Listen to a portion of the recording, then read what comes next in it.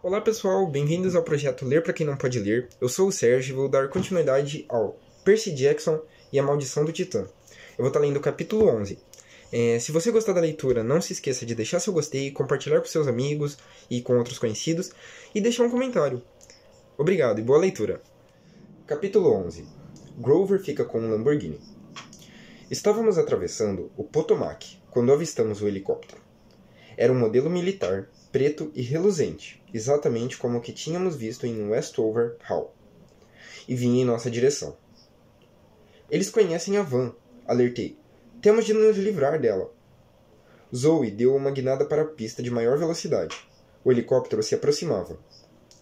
Quem sabe os militares não o derrubam? Disse Grover esperançoso. Os militares provavelmente pensam que é um dos deles. Ponderei. Por falar nisso, como é que o general pode utilizar mortais? Mercenários, respondeu Zoe com amargura. É abominável, mas muitos mortais lutam por qualquer causa desde que sejam pagos por isso. Mas será que esses mortais não veem para quem estão trabalhando? Perguntei. Não percebem todos os monstros à sua volta? Zoe sacudiu negativamente a cabeça. Não sei o quanto eles veem através da névoa, mas duvido que teria importância para eles se soubessem da verdade. Às vezes, os mortais podem ser mais horríveis que os monstros. O helicóptero continuava a se aproximar, fazendo um tempo muito melhor do que o nosso em meio ao trânsito de Washington. Talia fechou os olhos e rezou com afinco. Ei, pai, um relâmpago agora viria bem a calhar. Por favor. Mas o céu continuava cinza, vertendo neve. Nenhum sinal de uma bem-vinda tempestade de raios.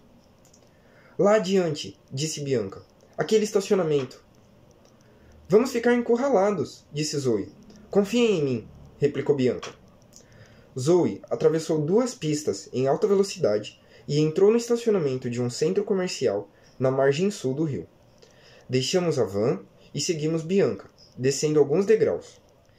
Entrada do metrô, informou ela. Vamos para o sul, para Alexandria.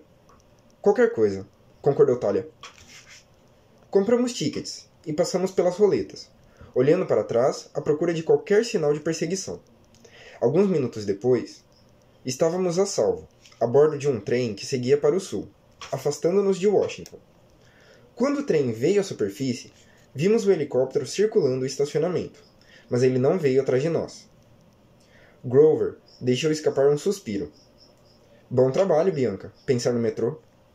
Bianca parecia satisfeita. Bem, eu vi aquela estação quando Nico e eu estivemos aqui no verão passado. Lembro de ter ficado surpresa ao vê-la, pois ela não existia quando morávamos em Washington. Grover franziu a testa. Nova? Mas aquela estação parecia muito velha. Também acho, disse Bianca. Mas, acredite, quando éramos pequenos e morávamos aqui, não havia metrô. Talia debruçou-se num banco. Espere um pouco, não havia nenhum metrô? Bianca assentiu. Bem, eu não conhecia nada de Washington, mas não via como aquele sistema de metrô pudesse ter menos de 12 anos de existência. Creio que todos estavam pensando a mesma coisa, porque pareciam bastante confusos. Bianca, disse Zoe, há quanto tempo... Sua voz falhou. O ruído do helicóptero estava ficando mais alto novamente. Precisamos trocar de trem, disse eu. Na próxima estação. Durante a meia hora seguinte, só pensávamos em sair dali em segurança. Trocamos de trem 2 vezes. Eu não tinha a menor ideia de para onde estávamos indo, mas, depois de algum tempo, perdemos o helicóptero. Infelizmente, quando por fim descemos do trem, nos vimos no fim da linha, numa área industrial sem nada a não ser armazéns e linhas férreas. E neve, muita neve. Parecia muito mais frio ali. Eu estava feliz de ter meu casaco novo de pele de leão. Perambulamos pelo pátio da ferrovia, pensando que deveria haver outra linha de passageiros em algum lugar. Mas havia apenas fileiras e mais fileiras de vagões de carga, a maior parte deles coberta de neve, como se não saíssem dali houvesse anos. Um mendigo estava de pé ao lado de uma fogueira acesa em uma lixeira. Devíamos estar parecendo bastante patéticos, porque ele nos dirigiu um sorriso desdentado e disse: Precisam se aquecer? Venham para cá. Nós nos acotovelamos em torno do fogo. Talia batia os dentes. Assim está ótimo, disse ela. Meus cascos estão congelando, queixou-se Grover. Pés, corrigi, pensando no mendigo. Talvez devêssemos entrar em contato com o acampamento, sugeriu Bianca. Kiron... Não, disse Zoe. Eles não podem mais nos ajudar. Precisamos concluir essa busca por nós mesmos. Olhei infeliz em torno do pátio da ferrovia. Em algum lugar no oeste distante, Annabeth estava em perigo, e Artemis, acorrentada. Um monstro apocalíptico estava solta, e nós estávamos presos num subúrbio de Washington, partilhando uma fogueira com um mendigo. Sabem, disse o homem, a gente nunca está completamente sem amigos. Seu rosto estava sujo e a barba emaranhada, mas sua expressão parecia bondosa. Vocês, garotos, precisam de um trem que vá para o oeste? Sim, senhor, respondi. Sabe de algum? Ele apontou a mão encebada. De repente, notei um trem de carga, brilhando e livre de neve. Era um daqueles trens que carregavam automóveis, com proteção de tela de aço e 3 plataformas para os veículos. Na lateral do trem de carga lia-se Sun West Line. Isso não serve, disse Talia. Obrigado. Ela voltou-se para o mendigo, mas ele havia desaparecido. A lixeira diante de nós estava fria e vazia, como se ele tivesse levado as chamas com ele. 1 hora depois, partíamos ruidosamente rumo ao oeste. Agora não havia nenhuma questão sobre quem dirigiria, pois cada um de nós tinha seu próprio automóvel de luxo. Zoe e Bianca estavam esparramadas num Lexus, na plataforma superior. Grover brincava de piloto de corrida atrás do volante de um Lamborghini. E Talia havia ligado o rádio de um Mercedes SLK branco e captava as estações de rock alternativo de Washington. Posso ficar com você? Perguntei. Ela deu de ombros, e então me acomodei no banco do carona. O rádio tocava os White Stripes. Eu conhecia a música porque era de um dos meus únicos CDs que agradavam minha mãe. Ela dizia que a fazia lembrar do Led Zeppelin. Pensar na minha mãe me deixou triste, pois não parecia que eu fosse chegar em casa para o Natal. Talvez eu não vivesse até lá. Belo casaco, disse Talia. Apertei o guarda-pó marrom em torno de mim, grato pelo calor. Mas o leão de Nemeia não era o monstro que estávamos procurando. Não chegava nem perto. Temos ainda um longo caminho pela frente. O que quer que seja esse monstro misterioso, o general disse que ele viria até você. Eles querem isolá-la do grupo de modo que o monstro apareça e lute com você de 1 para 1. Ele disse isso? Bem, alguma coisa parecida, sim. Isso é ótimo, adoro ser usada como isca. Nenhuma ideia de como deve ser o monstro? Ela sacudiu negativamente a cabeça melancólica. Mas você sabe aonde vamos, não sabe? São Francisco. Era para lá que Artemis estava indo. Lembrei-me de algo que Annabeth dissera no baile. Que seu pai estava se mudando para São Francisco, e não havia como ela ir. Meio-sangues não podiam viver lá. Por quê? Perguntei. O que há de tão errado, de tão ruim em São Francisco? A névoa é muito espessa lá por causa da proximidade da Montanha do Desespero. A magia dos titãs, ou o que resta dela, ainda paira por lá. Você não acreditaria na intensidade com que os monstros são atraídos por lá. O que é a Montanha do Desespero? Talia ergueu uma sobrancelha. Você não sabe mesmo? Pergunte à estúpida Zoe. Ela é expert. Ela olhou com raiva pelo para-brisa. Eu queria perguntar do que ela estava falando, mas também não queria parecer um idiota. Odiava achar que Talia sabia mais que eu, então mantive a boca fechada. O sol da tarde brilhava através da lateral da rede de aço do vagão de carga, lançando uma sombra no rosto de Talia. Pensei no quanto ela era diferente de Zoe. Zoe, toda formal e distante como uma princesa. Talia, com suas roupas surradas e atitude rebelde. Mas havia algo de semelhante entre elas também. O mesmo tipo de firmeza. Nesse exato momento, sentada nas sombras com a expressão sombria, Talia parecia muito como uma das caçadoras. Então, de repente, me ocorreu. É por isso que você não se dá bem com a Zoe. Talia franziu a testa. O quê? As caçadoras tentaram recrutar você. Adivinhei. Seus olhos ficaram perigosamente brilhantes. Pensei que ela fosse me atirar para fora do Mercedes, mas ela se limitou a suspirar. Eu quase me juntei a elas, admitiu. Luke, Annabeth e eu as encontramos uma vez, e Zoe tentou me convencer. Ela quase conseguiu, mas... Os dedos de Talia agarraram o volante. Eu teria de deixar Luke. Zoe e eu tivemos uma briga então. Ela me disse que eu estava sendo estúpida. Disse que eu me arrependeria de minha escolha. Que Luke um dia me decepcionaria. Observei o sol através de uma cortina de metal. Parecíamos estar seguindo a uma velocidade maior, a cada segundo. As sombras bruxuleando como um velho projetor de filmes. É duro isso, falei. É duro admitir que Zoe estava certa. Ela não estava certa. Luke nunca me decepcionou. Nunca. Vamos ter de lutar contra ele, afirmei. Não tem como evitar. Talia não respondeu. Faz tempo que você não o vê, adverti. Sei que é difícil acreditar, mas farei o que tiver de fazer.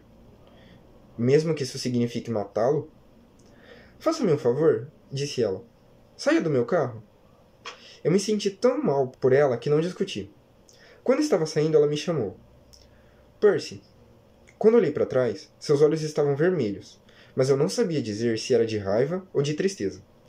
Annabeth queria se juntar às caçadoras também. Talvez você devesse pensar no porquê.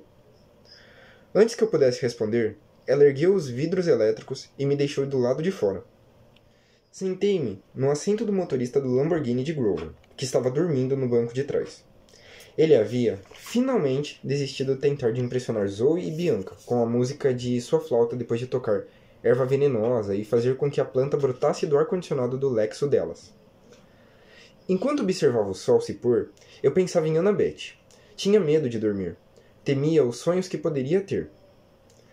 Ah, não tenha medo dos sonhos, disse uma voz bem ao meu lado.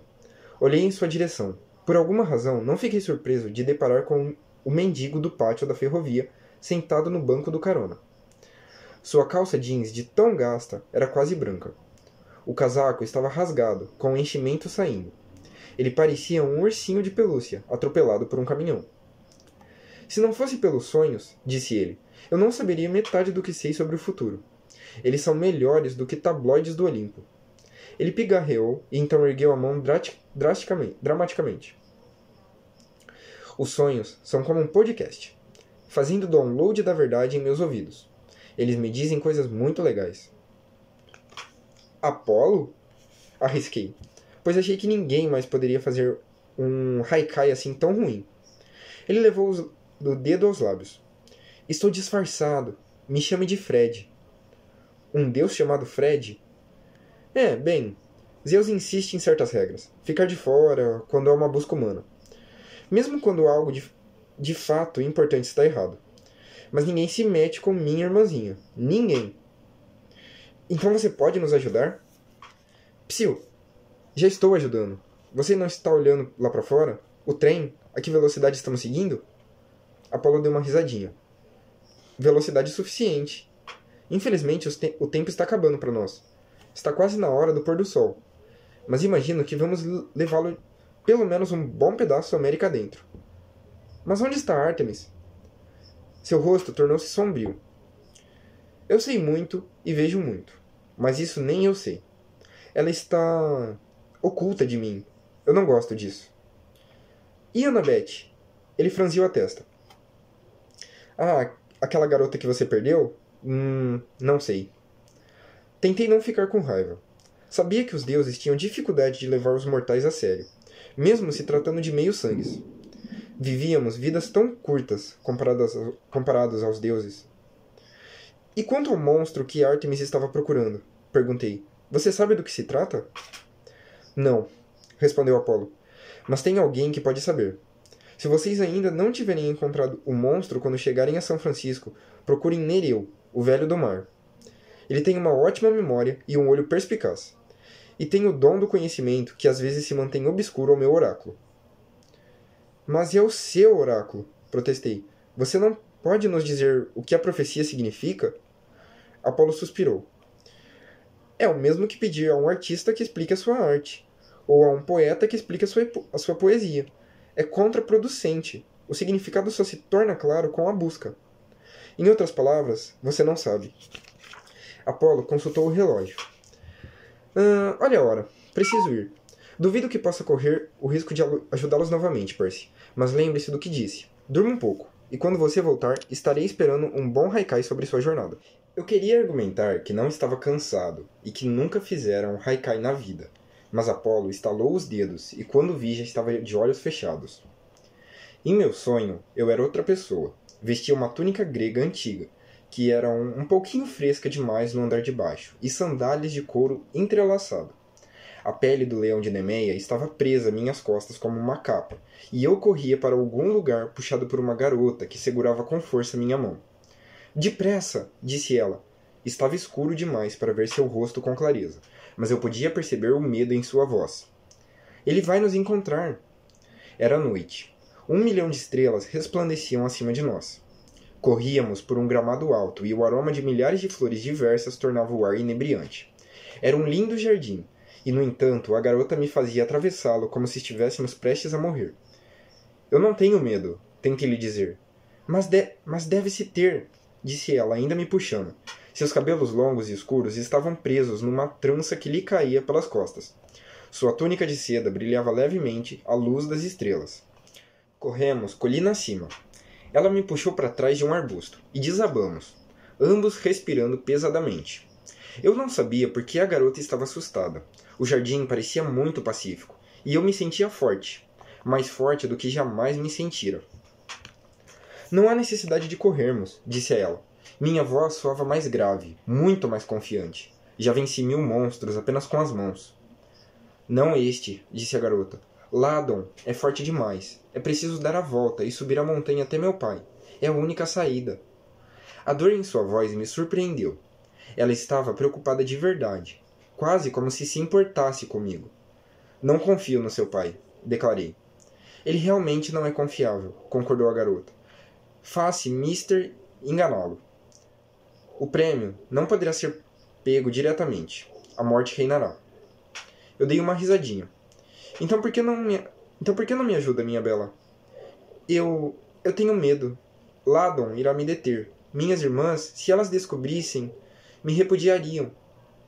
Então não há outra atitude a tomar. Eu me ergui, esfregando as mãos. Um momento, pediu a garota. Ela parecia estar se torturando com uma decisão a tomar. Então, com os dedos trêmulos, ergueu a mão e tirou um grampo longo e branco de seu cabelo. Se tem de haver luta, este objeto deve ir junto. Foi presente da minha mãe, Pleione. Ela era a filha do oceano, e o poder do oceano está nele. Meu poder imortal. A garota soprou no grampo, e ele fulgurou levemente, brilhando à luz das estrelas como uma madrepérola. Ela me pediu que o pegasse e fizesse dele uma arma. Eu ri. Um grampo de cabelo? Como isso irá matar Ladon, minha bela? Talvez não mate, admitiu ela, mas é tudo o que posso oferecer, diante de tão grande teimosia. A voz da garota acalmou meu coração. Estendi a mão e peguei o grampo de cabelo. E quando o fiz, ele se tornou maior e mais pesado em minha mão, até que me vi segurando uma familiar espada de bronze. Bem harmoniosa, disse eu, embora, em geral, eu prefira usar apenas as mãos. Como devo chamar essa lâmina? Anaclusmus, disse a garota com tristezas. A corrente que pega a pessoa de surpresa e, antes que ela se dê conta, a leva para o mar. Antes que eu pudesse lhe agradecer, ouvi um som pesado na grama. Um silvo como o de ar escapando de um pneu. E a garota disse, tarde demais, ele está aqui. Sentei-me sobressaltado no assento do motorista do Lamborghini. Grover sacudia o meu braço. Percy, disse ele, é de manhã, o trem parou, venha. Tentei me livrar da sonolência. Talia, Zoe e Bianca já haviam subido a cortina de metal. Lá fora se viam montanhas cobertas de neve pontilhadas de pinheiros. O sol erguendo-se vermelho entre 2 picos. Peguei minha caneta no bolso e olhei para ela. Anaclusmus, o nome em grego antigo de contracorrente. A forma era diferente, mas eu tinha certeza de que era a mesma lâmina que eu vira no sonho. E tinha certeza de outra coisa também. A garota que eu tinha visto era Zoe, doce e amarga. Bom, então esse foi o capítulo, né? Não é um capítulo simples, é um capítulo basicamente de transição, né? Onde o Percy, a Zoe e a Talia e o Grover, eles estão fazendo, né, a jornada deles agora para o oeste dos Estados Unidos, onde eles vão para São Francisco. E acompanhe pra gente ver, né, o que vai acontecer daqui para frente. Então, o capítulo de hoje foi isso. Se você tiver gostado, deixe seu gostei, comente, compartilhe e ajude a divulgar ao máximo esse canal. Obrigado.